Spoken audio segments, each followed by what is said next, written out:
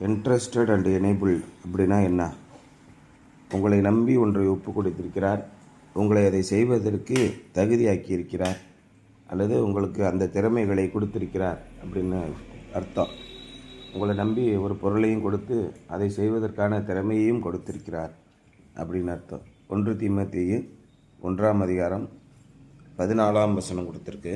நம்முடைய கர்த்தரின் கிருபை கிறிஸ்து இயேசுவின் மேலுள்ள விசுவாசத்தோடும் அன்போடும் கூட என்னிடத்தில் பரிபூரணமாய் பெருகிற்று அப்படிங்கிறார். விசுவாசமும் அன்பும் ஒன்றோடு ஒன்று சேர்ந்து போவது ரொம்ப கஷ்டம். நம்ம சர்ச்சில் பெருவாரியான சண்டைகளுக்கு காரணம் என்னென்னா விசுவாசம்தான். பார்த்துருக்கீங்களா? இயேசு மேலே இருக்கிற விசுவாசத்தினாலே, வைராக்கியத்தினாலே சிலுவை போர்கள்னு நடந்தது. கிறிஸ்து அல்லாதவர்களாம் கொண்டுக்கிட்டே இருந்தானு பைத்தியக்காரனும். இயேசுவை ஏற்று நீ பேசுகிறியா, உன்னை கொல்லாமல் விட மாட்டேன். இன்றைக்கி முஸ்லீம்கள்லையும் இந்துக்கள்லையும் மத கலவரம் வர்றது காரணம் என்ன? தெய்வ நம்பிக்கை. அதான் விசுவாசம்னு சொல்கிறோம். இறை நம்பிக்கை. என்னுடைய கடவுளை பற்றி நீ பேசுறியா, சங்கம் இருக்காமல் விட மாட்டேன் அப்படின்னு. பக்தி வெறியை உண்டாக்குகிறது, அன்போ சகலத்தையும் மூடும். அப்போ பவுல் இங்கே என்ன சொல்கிறாருன்னா, the grace of our Lord was poured on me abundantly. இயேசு கிறிஸ்துவின் கிருபை அப்படியே ஊற்றிக்கிட்டே இருக்காங்களாம். அருவியில் ஊற்றுற மாதிரி தலையில் அளவுக்கு அடங்காத அளவுக்கு ஊற்றுகிறார். Along with faith and love that are in Christ Jesus. Yesu கிறிஸ்துவின் மேலுள்ள விசுவாசத்திலும் நம்பிக்கையிலும் அதோடு கூட அன்பிலும் என் மீது அளவற்ற விதமாக பரிபூரணமாய் பெருகிற்று அப்படிங்கிறார்.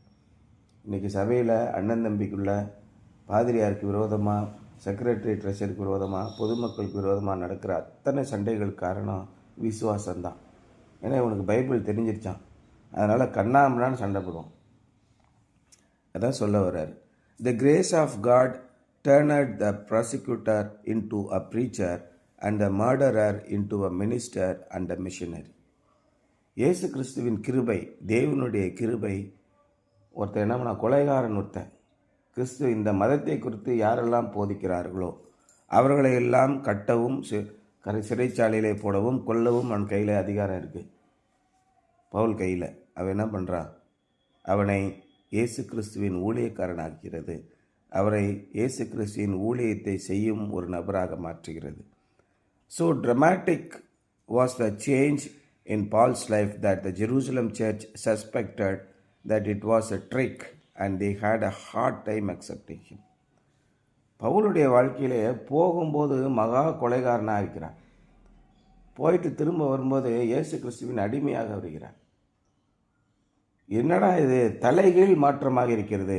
இவனை நம்ப முடியாது, இவன் நடிக்கிறான், இங்கே உள்ள மக்களையெல்லாம் அழித்து போடுவதற்காக நான் உங்களுடைய ஊழியக்காரன்னு சொல்கிறான் அப்படின்னு எருசலேமில் இருக்கிற சபையினர் அதை ஏற்றுக்கொள்ள ரொம்ப சந்தேகப்படுறாங்க, பயப்படுறாங்க. And they had a hard time accepting him. அவனை ஏற்றுக்கொள்ளவே முடியல.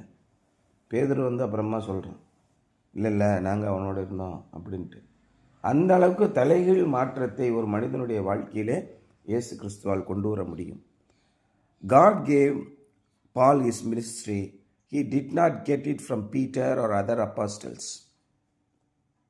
அதான் பவுல் சொல்கிறாரு, நான் எந்த அப்போஸ்தலருக்கும் சளைத்தவன் அல்ல.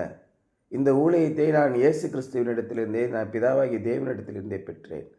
எவனிடத்திலும் நான் போய் இருக்கலை, எந்த சகோதரனிடத்திலும் போய் நான் தங்கி இருக்கலை. எனக்கு தெரிஞ்சு ஒரே ஒரு நாள் நான் இவர்கிட்ட போய் தங்கியிருந்தேன் அப்படின்னு ஒரு இடத்துல சொல்கிறேன். பிதாவாகிய தேவனே என்னை வழி நடத்தினார். அவர் என்ன சொல்கிறாரு? எல்லா ஜாதியினருக்கும், பூமியில் உள்ள அனைத்து ஜாதியினர்களுக்கும் இயேசு கிறிஸ்துவை பிரசங்கின்னு சொல்கிறார். இன்னும் நாடார் ஜாதியிலேருந்து விடுபட்டு வர்றதுக்கு, ரட்சிக்கப்பட்டேன் என்று சொல்லுகிறவனுக்கே தயக்கம், பயம்.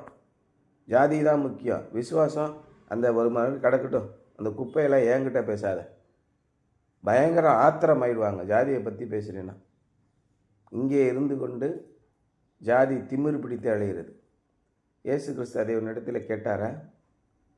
விசுவாசமும் அன்பும் பெருக கடவுது. விசுவாசமும் அன்பும் இருந்தால் எப்படி ஜாதி வெறி உங்களுக்குள்ளே வரும்? இன்றைக்கி சர்ச்சில் பார்த்தீங்கன்னா ஒரு பிஷப்பை தேர்ந்தெடுக்கணுன்னா அவர் என்ன ஆள்? மொதல் கேள்வியாக தான், அவர் என்ன ஆள்? பறையனா, பல்லனா, காங்கேயத்துக்காரனா, வெள்ளை கோயில்காரனா, இல்லை நாடாரா, கள்ளரா, இப்படி கேட்குறாங்க. இதான் சிஎஸ்சி சர்ச்சில் இன்றைக்கி இருக்கக்கூடிய நிலை. இவன் போய் வெளியில் போதம் பண்ண போயிடுவான். ஆண்டவர் உங்களை ஆசீர்வதிக்கிறார், ஜாதி மதம் பாகுபாடு இல்லாமல் ஆசீர்வதிக்கிறார்னு சொல்லிகிட்டு இருப்பான். அப்படியே ப்ராடு. இதே மாதிரி தான் பவுலும் நடிச்சிருப்பானோ சொல்லி சபை மக்கள் பயந்தாங்க ரொம்ப. ஆனால் தேவனே அவருக்கு அந்த ஊழியத்தை கொடுத்தார். அவர் பேதுருவிடத்திலிருந்தோ மற்ற பிஷப்பிடத்திலிருந்தோ யார்கிட்ட இருந்தோ அவர் அந்த ஊழியத்தை வாங்கவில்லை. He was called and commissioned by the risen Christ in heaven. உயிர் தெழுந்து பரலோக ராஜ்யத்தில் இருக்கிற இயேசு கிறிஸ்துவின் மூலமாகவே இயேசு கிறிஸ்துவை அவரை அழைத்து அவரை இந்த பணிக்கென்று அவரை நியமித்தார். God saw that Paul was faithful and so he entrusted the gospel to him. அவன் உண்மையுள்ளவன் என்று தேவனுக்கு தெரியும். இப்போ நம்முடைய வாழ்க்கையில் நிறைய இடங்களில் உண்மையாகவே இருக்கிறது கிடையாது. என்ன நினைக்கிறோம்? எப்படியாவது சர்ச்சுக்கு போய் தொடர்ந்து 10 நாள் உபவாச ஜபம் இருந்து நம்ம நினச்சதை சாய்ச்சிட்டு வந்துடணும். இது மட்டும்தான் மக்களுடைய மனதில். அவர்கள் உண்மையுள்ளவர்கள் அல்ல. தங்களுடைய காரியத்தை சாதிக்க வேண்டும், தங்களுடைய வாழ்க்கையில் இருக்க இக்கட்டிலிருந்து விடுபட வேண்டும் என்பது மட்டும்தான் அவருடைய நோக்கம். போதவர்களும் அதைத்தானே போதிக்கிறாங்க. மக்கள் என்ன பண்ணுவாங்க பாவம்? உங்களுக்கு கடன் தொல்லையா? வாங்கள் இயேசு கிறிஸ்துவினிடத்திலே ஊக்கமாக ஜெபிப்போம். ஊக்கமான ஜெபம் பிணியாளிகளை குணப்படுத்தும். உண்மைதான். கடன் தொல்லை போயிடும், அதோடு கூட அவனும் போயிடுவான். ஆனால் இங்கே பவுலை ஆண்டவர் பார்த்தார். எது வந்தாலும் இவன் நமக்காக நிலைத்திருப்பான் என்பதை பார்த்தார். யோபுவை பார்த்தார், விசுவாசத்திலே உறுதியாக இருந்தார். ஆபிரகாமை பார்த்தார், விசுவாசத்திலே உறுதியாக இருந்தார். விசுவாசத்தினாலே அப்படின்னு எபிரேயர் 11ஆம் அதிகாரத்தில் ஆரம்பித்து எங்கே வரை கொண்டு நிப்பாட்டுறான் பாருங்க. ஆகவே நமக்கு விசுவாசமும் வேண்டும், அதோடு கூட அன்பும் வேண்டும். இந்த விசுவாசம் கடுமையாக இருந்தது. பவுல் உண்மையானவனாக இருந்தான். And so he entrusted the gospel to him. ஆகவே இந்த நற்செய்தியை அவனை நம்பி ஒப்படைத்தார். சரிப்பா, நல்லபடியாக எடுத்து நல்லா முடிச்சிரு. அவன் என்ன சொல்கிறான்? நான் கிறிஸ்துவின் அஸ்திபாரத்தின் மேல் கட்டுகிறேன், மாளிகையாக கட்டுகிறேன். நான் புதிதாக அஸ்திபாரத்தை போட மாட்டேன். இன்றைக்கி நம்ம எல்லாரும் என்ன பண்ணுறான்? புதிதாக அஸ்திபாரம். இயேசு வீடு விற்கிறார் அப்படின்னு இல்லை, புதுசாக ஒரு அஸ்திபாரத்தை போட்டு இவன் புதுசாக ஒன்று கட்டிக்கிட்டு இருக்கான். 10 மூட்டை நெல் விதைச்சா 100 மூட்டை நெல் கிடைக்கும். வாங்க என்கிட்ட வந்து காசெல்லாம் கொடுங்க. இந்த பக்கம் ஜெப கோபுரம் கட்டிக்கிட்டு கோபுரத்தின் மேல் கோபுரம் கட்டுவோம், நிறைய காசு தேவைப்படுது, உலக நாடுகள் முழுவதிலிருந்தும் விசுவாசிகளை அனுப்புங்க. டார்கெட் வச்சுருக்காங்க. போன மாதம் 58,000 கோடி ரூபா வசூல் பண்ணோம், இந்த முறை 1 லட்சம் கோடி ரூபா வசூல் பண்ணோன்னு ஜெப கோபுரத்துலேருந்து டார்கெட் ஃபிக்ஸ் பண்ணி அதுக்கு ஜெபிப்பதற்கு ஆட்களை நியமிக்கிறார்கள். கால் சென்டருக்கு ஆட்கள் போடுவாங்க தெரியுமா? Hello, yes, good morning, Jio டவர்லேருந்து பேசுகிறேன், உங்களுக்கு என்ன வேணும்? அதே மாதிரி இப்போ நீங்கள் ஃபோன் அடிச்சேன்னா ஜெப கோபுரத்துக்கு உடனே ஒரு கால் எக்ஸிக்யூட்டிவ் போடுவார். 24 மணி நேரம் ஜெப வேண்டுதல் உங்களுக்கு எக்ஸிக்யூட்டிவ் போட்டு வச்சுருக்காங்க. உங்கள் பிரச்சனைகளை சொல்லுங்கள், ஆண்டவரிடத்தில் நான் ஜெபிப்பதற்காக காத்திருக்கிறேன். அன்பான சகோதரி அவர்களே, உங்களுடைய பெயரை நான் தெரிந்து கொள்ளலாமா? ஏற்கனவே ஸ்கிரிப்ட் கொடுத்துருக்கானோ. கர்த்தர் உங்களை நிச்சயமாக ஆசீர்வதிப்பார், உங்களுடைய கவலைகளை நீக்குவார், நீங்கள் எதற்கும் கவலைப்படாதீர்கள். ஆண்டவருடைய வசனம் என்ன சொல்கிறது என்றால், நீங்கள் ஒன்றுக்கும் கவலைப்படாமல் எல்லாவற்றையும் விண்ணப்பத்தோடும் வேண்டுதலோடும் கர்த்தரிடத்தில் ஏறிடுங்கள் என்று சொல்கிறது. இப்படியே எக்ஸிக்யூட்டிவ் பேசிக்கிட்டு இருக்காங்க. அவங்களுக்கு மாதம் 25,000 சம்பளம். நீங்கள் ஒரு 5,000 ரூபாய் பணத்தை அனுப்பிவிட்டீர்கள் என்றால் நாங்கள் தொடர்ந்து உங்களுக்காக ஜெபிப்போம். உங்களுடைய கடன்களையும் கஷ்டங்களையும் தேவன் நிச்சயமாக நீக்குவார். உங்களுக்காக பிரதர் டேனியல் அனுப்பின, பிரதர் தானியல் அனுப்பின ஒரு பேனா ஒன்றை நான் அனுப்பி வைக்கிறோம். அந்த பேனாவை கையில் பிடித்துக்கொண்டு நீங்கள் எங்கே பார்த்தாலும் சுற்றி வாருங்கள், உங்களுடைய கடன்கள் எல்லாம் நீங்கிவிடும்.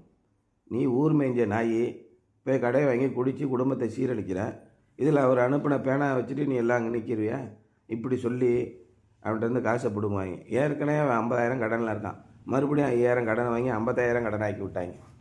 அதான் இயேசு சொன்னார், அந்த மனிதனின் நிலைமை பின் நிலைமை எப்படி இருக்கும்? அவனுடைய முன் நிலைமையோட மோசமாக இருக்கும். ஆனால் இங்கே விசுவாசம் யார் மீது வைக்க சொன்னார்? டிஜிஎஸ் தினகரன் மேல் வைக்க சொன்னாரா? இயேசு கிறிஸ்துவின் மேல் வைக்க சொன்னார். எந்த ஊழியக்காரன் நம்பாதீங்க. அதான் பேதுரு சொல்கிறார், எந்த ஆவியும் சோதித்து பாருங்கள். ரொம்ப அப்பட்டமாக வேத எழுத்துக்களை திரும்ப திரும்ப படிச்சுக்கிட்டே வாங்க.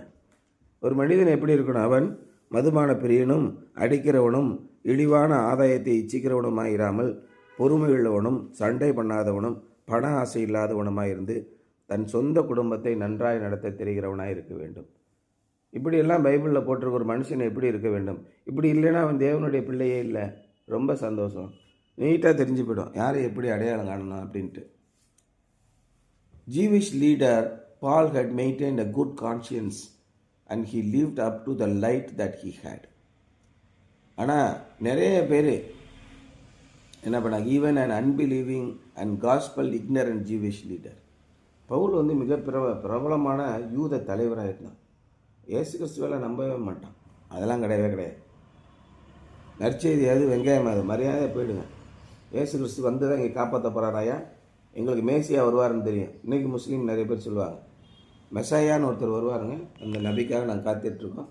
ஆனால் இயேசு கிறிஸ்துவும் ஒரு தீர்க்கதரிசி தான், அவர் மெசாயா கிடையாது அப்படியே சொல்கிறதுல முஸ்லீம்கள் ரொம்ப ஆர்வமாக இருப்பாங்க. ஆமாங்க, உண்மைதான். அவர் வந்து மெசாயா கிடையாது, இயேசு கிறிஸ்து ஒரு நபி தான். அதனால் அவரை வந்து கடவுள்னு நீங்கள் வணங்கக்கூடாது. எந்த இடத்துல இயேசு கிறிஸ்துவை கடவுள் வணங்கன்னு போட்டிருக்கு, எங்கே வேத வசனத்தை காட்டுங்க அப்படின்னு சொல்லி நம்முடைய வேத வசனத்தை எடுத்து நம்மளுக்கே நிரூபிக்க முயற்சிப்பார்கள். உங்களுடைய விசுவாசத்தை அற்றுப்போக பண்ணுவதற்காக எல்லா வித பிரச்சனையும் நடக்கும். ஆனால் இங்கே ரொம்ப முக்கியம் என்னது, விசுவாசமும் அன்பும் முக்கியம் அப்படின்னு சொல்லி சொல்கிறார். So often those who are intensely wrong as lost sinners become intensely right as Christians are greatly used of God to win souls. பெரும்பாலான நேரங்களில் மிக கடுமையான அளவுக்கு இயேசு கிறிஸ்துவை எதிர்த்தவர்கள் தான் மிக கடுமையானவர்களுக்கு இயேசு கிறிஸ்துவுக்காக பற்றாளர்களாக இருந்திருக்கிறார்கள். அவர்களை தேவன் பயன்படுத்தியிருக்கிறார். God not only entrusted the gospel to Paul, but he also enabled Paul to minister that gospel. Pavul தேவனுக்கு ஊழியத்தை செய்கிற வரத்தை மட்டும் கொடுக்கல, ஊழியத்தை செய்வதற்கான தகுதிகளையும் கொடுத்தார், வல்லமையை கொடுத்தார். எல்லா சோதனைகளிலும் வெற்றி பெறுவதற்கான வெற்றியை கொடுத்தார். அவரோடு கூட நடந்து வந்தார். சிறைச்சாலைகளிலிருந்து கதவுகள் தானாக திறந்து ஓடுது. கப்பல் சேதங்களிலிருந்து தப்பித்தார். பாம்பு கடித்து ஒன்றும் ஆகலை. எல்லாம் அன்றைக்கே கழுத்தார்த்துன்னு இருக்காங்க, கூடையில் தப்பிச்சு இந்த பக்கம் வந்துடுறாங்க. நம்முடைய நோய்களிலிருந்தும் நம்முடைய அடக்குமுறைகளிலிருந்தும் நிறைய பேர் என்ன நினைக்கிறாங்க, இன்றைக்கி காலையில் வாக்கிங் போது அப்பா மனசில் தான் வந்த வசனம். நாகமான் என்ன நினச்சான், அவர் வந்து ஒரு எண்ணெயை தடவி என் மேலே தேய்ச்சி எனக்காக ஜெபம் பண்ணி என்னை குணப்படுத்துவார் என்று நான் நினைத்திருந்தேன். நம்மளும் அப்படி தான் நினைக்கிறோம். நம்ம ஜெபம் பண்ணோடனே ஆண்டவர் ஒரு தீர்க்கதரிசி அனுப்பி உங்களுக்கு எல்லாத்தையும் சரி பண்ணி கொடுத்து அனுப்புவார்னு நினைக்கிறோம். அப்படிலாம் கிடையாது. உங்களுடைய மனதிலே சில விஷயங்களை ஆண்டவர் சொல்லுவார், இப்படி போ, இங்கே போ. நம்ம அறியாமலே நாம் அந்த இடத்துக்கு போவோம், அங்கே நமக்கு விடுதலை கிடைக்கும்.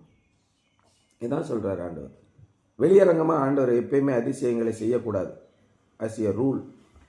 அப்போ வெளியரங்கமாக ஆண்டவர் அதிசயங்களை அற்புதங்களை செய்தால் என்ன ஆகும், ரூல் பிரேக் ஆகிடும். எல்லாரும் ஆண்டவர் தான் உண்மையான ஆளியா, வாங்க போய் எல்லோரும் சாமியை கும்பிடுவோம், பயம் அவர் எவ்வளோ அற்புதத்தை செய்கிறாரு.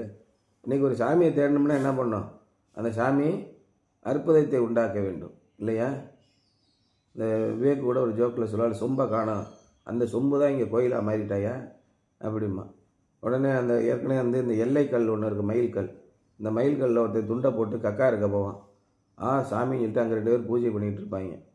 என்னடா இது மயில்கல்டா, இது சாமி கிடையாதுடா, நான் தாண்டா இங்கே கழிவுக்கு போனேன்டா, இவர் ஏன் துண்டடா அதுமா, துண்டை எடுக்கிற வெட்டி போடுவோமத்துக்கு அது சாமின்ட்டு கும்பிடுவோம். ஏன்னா அவங்களுக்கு அதிசயமாக ஒன்று தேவை. ஏதாவது ஒன்று அதிசயமாக நடந்துருச்சு அப்படின்னா உடனே அதை சாமி கும்பிடுவோம்.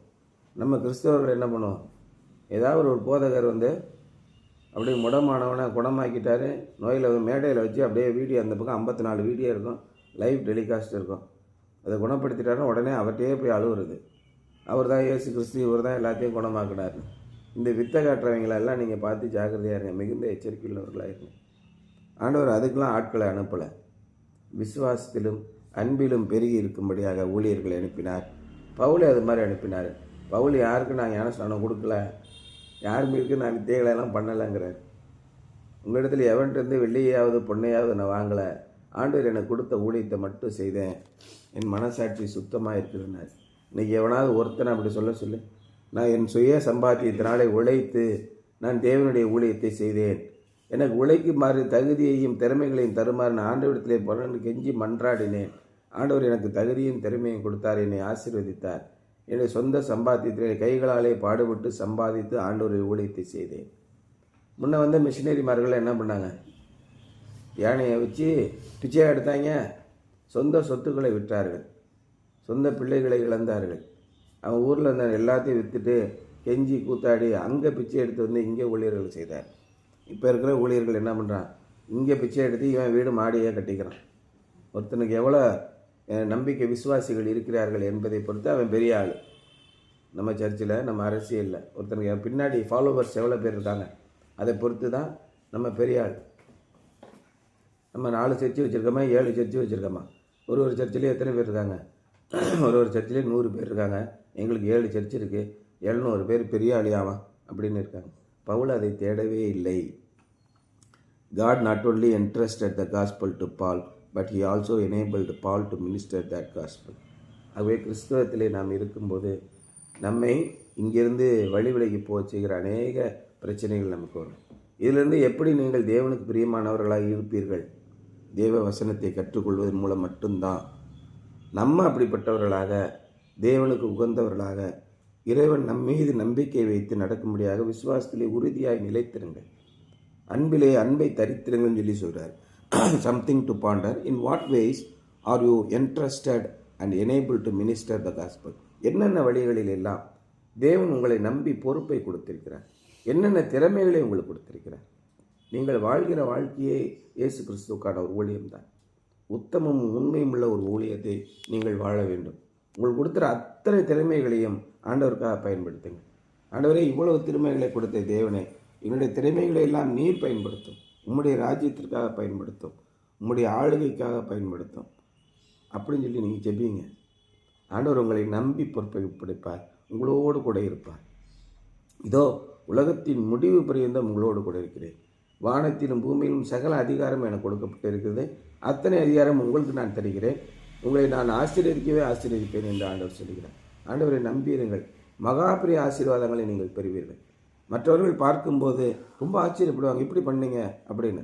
ஆனால் ஆண்டவர் உங்களோடு கூட சகல திறமைகள் உங்களுக்கு கொடுப்பார் என்பது தான் இன்றைய சிந்தனை. சரியா?